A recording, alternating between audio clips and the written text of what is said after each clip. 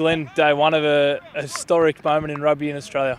Yeah, it is. We're very excited to be here at the Bathurst. It's a bit cold today. Thought it was going to be nice and hot, but look, the kids that we've got behind us are really putting in. Stop one on what is a leg from Sydney all the way to Alice Springs in search of some great rugby sevens talent. Yeah, it's going to be exciting. Look, the kids behind us are really putting in and having a go, and who knows, one of these days they could be playing in the Olympics.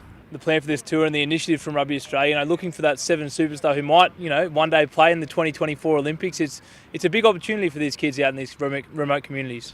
Well, it is, and that's a great initiative by Australian Rugby we're coming out here, we're spreading the word, and giving these kids an opportunity. Have you ever seen anything like this before in Australian rugby or any other sports that you've heard of or spoken to?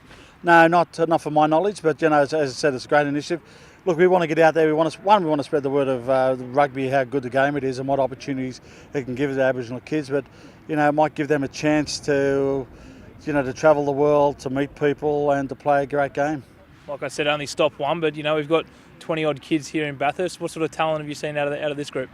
Oh, look, a couple of them are really young and a couple a bit older. Look, it varies. Obviously, with a group this large, it's got to be different. But some of the guys and girls have got some really good talent, and they could be home to be very, very good rugby players.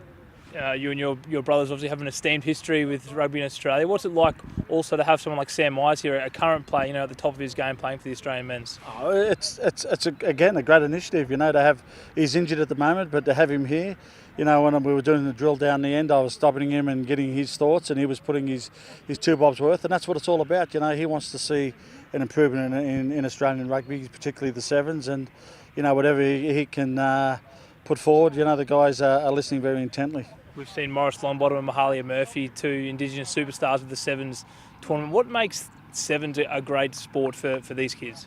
I think mainly for the Aboriginal kids, it's not as structured as a 15-man game. It allows them more space, and so they can show their wares and to express their skills, and that's the best thing about it.